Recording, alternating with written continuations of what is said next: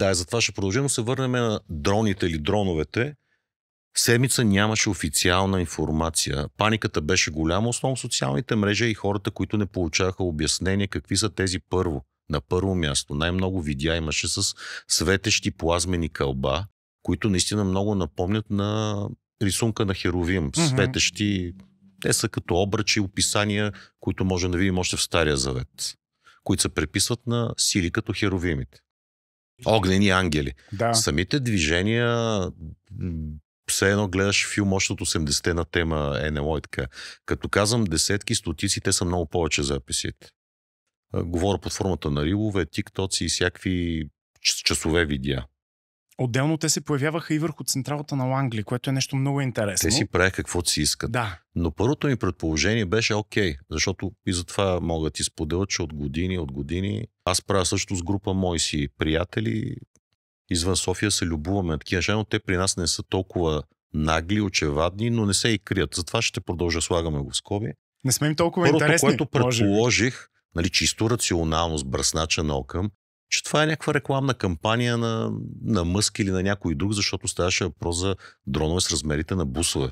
Огромни. Да.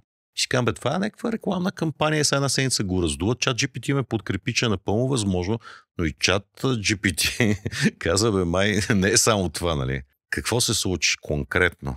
Овладяха целият този хайп официалните медии, като паралелно започнаха да изчезват не стотици, а хиляди видеа на очевидци. Просто изчезват.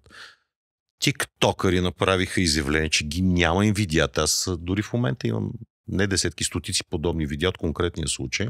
И наратива в официалните медии на САЩ и вече по света беше, че това са си полицейски дронове, военни дронове и така. Замазаха го, но как се отклони наратива? Всичко беше към дроновете. Само за тях се говореше. Официално, поне аз не чух, като изгледах толкова много информация, официални източници, никой не говореше за кълбата. Въртящи се огнени кълба вътре с буквално Ring of Fire. Това въобще се пропусна и отшумя. Естествено. Отшумя като приказка. Какво се случи? След тази седмица аз имам този хората, с които сме приятели в социалните мрежи и се следваме, като отмине нещо, аз обичам така да го припомням. Повечето от вас не са абонирани към YouTube канала. Ако това, което правим, ви харесва, можете да ударите камбанката, да ни дадете един subscribe, може да ни последвате и в социалните медии. Навсякъде сме Чуваме се каст. Имаме Facebook, Instagram, TikTok.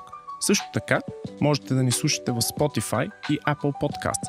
Ако наистина ви харесва съдържанието ни, станете наш патрон в Patreon на Чуваме се каст. А сега към госта. В Тетевен народния миграт имахме през соца новото кино, къде даваха филми, които са сравнително нови, минали през цензура, нали? Нови на 1-2 години в световна премиера. И старо кино, където след седмица-две гледахме отново. Това беше най-голямото щастие, да мога да изгледаш отново филма. Нали? Поодлежал. Ние ходехме по 1-2-3 пъти да гледаме Междузвездни войни, Хон Гилдон, Непобедимите от Одан. И трябва да ти поодлежи да го обсъдим на пейките и след седмица-две е голям кеф отново да видиш неща, които не си виждал на втори план, да кажа така.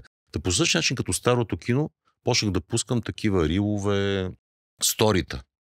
Ето в Инстаграм директно последно предупреждение за невярна информация от клип, който от CNN. Интересно. В който факт 2, 3, 4 такива видеа публикувах. Последно предупреждение ще ви изтрием акаунт. На кой да се обяснявам, че това от NBC или от CNN? И то точно тези видеа, където шефове на специални служба дигат ramена и казват нямаме представа. Сега разбирам ги и тях. Нали, да отговоря на тая мистерия. Това си е политика. Това беше още преди Марк Зукърбърг да отиде да целува задника на Тръмп, както самият Тръмп го каза на съслушания. Зуки, вкусен ли ми е задника? Да, той го каза. Пред огромна тълпа и пред медии. Извинявай, че те прекъсвам. Много добре си го споменал именно в книгата, защото един от афоризмите е внуците ни ще учат част по история, колко сме били сигурни в новините от медии с съмнителни източници. От отровени източници. Също така има на друго место се заигравам и от отровени исторически източници. Сега, на какво се базира властта в едно демократично общество, каквото е и нашето по подобие на тази съвременна римска глобална империя?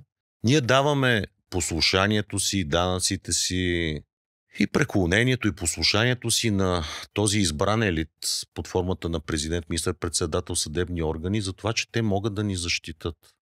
А ако те не могат да ми кажат какво е това, защо е това, къде е това, откъде е това, то как оправдават тогава авторитета властта си? се рухва, те нямат авторитет. Така че ги разбирам, но го казвам като факт, всички тези видеа, които в свободните социални мрежи хората качваха, изчезнаха. Както си спомняш, изчезнаха официално, те бяха много повече, 70 хиляди акаунта свързани, говоря за 2020-2021. Всичко свързано с Пицагейт, имейлите на Хилари Кринчтане, наистина кринчтане жената. И тя даже Килари. Да, Килари кринчтане. Килари, защото всеки, който е работил около нея, вземета падне на мушка са 5-6 пъти, друг се самоубие. Най-интересният случай беше, един човек се беше обесил, докато беше застрелян с...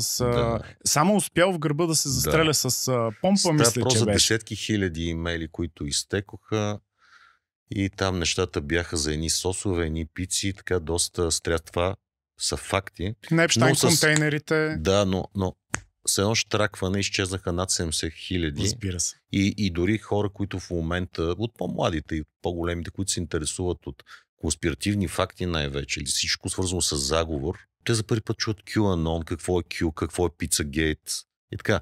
Но конкретно да обобщиме за дроновете, това, което се случи, имаше наистина нещо, което беше феномен, наклонена черта, експеримент, психологическа операция, наклонена черта, истинска извънземна инвазия, наклонена черта, китайски фенери, защо не. Със сигурност има хора, които си правили шеги, че радиото им прекъсва или сигнали и така нататък, но всеки трябва сам да си търси и в случая, след като питаш за мой отговор, аз ти отговарям, те са тук много преди нас и въпросът не е кога ще дойдат извънземните, имам го като афоризъм, не кога ще дойдат извънземните, въпросът, а кога ще си тръгнат.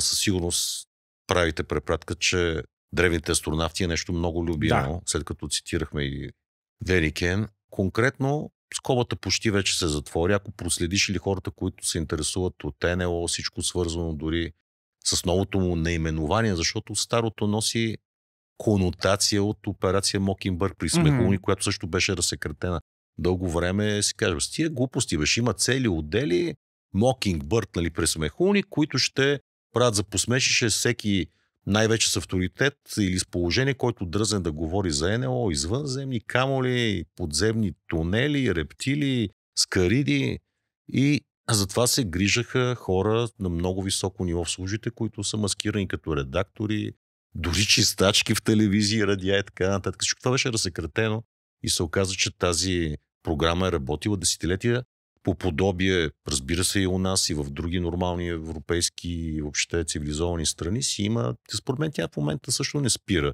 да работи, но вече се прие друг термин за UFO. Знаеш ли кой е? UMP мисля, че беше UPA има вече най-различни съкращения, въздушни феномени, да го преведем на български.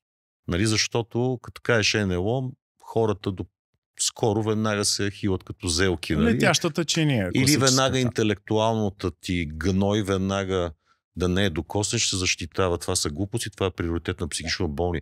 Което е и така във всяка една област. Но така се беше съсредоточило цялото прехвърляне на етикети, характеристики на всеки, който дръзне дори на шега да заговори за феномени, ти си луд.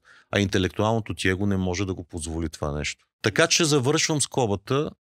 Това, което се случи, със сигурност, нали, отговарям ти най-конкретно на въпроса. Според мен си беше истинска може и рали да са си правили състезания, знаеш ли, наистина обекти, които със сигурност не са от земен произход. Те не са изпирали, мога да поговорим за това, най-вече за личните ми преживявания. И такива, които са свързани с наша технология. И си направиха двойния сандвич. Истина, лъжа, истина или истина, лъжа, истина, лъжа, лъжа, истина. Както ви се харесва, но когато умешаш, когато сложи виното и капка катран, то ти се очетява и хората им се очетява вече тази тема, имаше там нещо. Дронове, нали? Имаше една теория, че всъщност Замазаха, за това ми дронове, отгоре. че търсят дири на ядрен материал за това беше евентуално за водеща изгубена теория. глава. И това ми напомни, че всъщност голяма част от случаите на НЛО, още от 50-те, от края на Те са 40-те документирани с видео. по-специално, да, започват точно около изобретяването на ядрената децата бомба. намериха кибрита. Да. И това е всъщност, да, ако аз съм извънземна цивилизация, когато видя, че маймуните се здобият с ядрена бойна глава, вече започва притеснението. Mm-hmm. Нали, за това се зачудих, беше интересно, нали, идеята с търсене на потенциално изгубен ядрен материал, Дори защото... така и официално се пусна това нещо, но то се нарича димна завеса. Това е моето мнение. Да. Това е мнението на господин Авджиев. Нали? Who knows? Никой не знае наистина.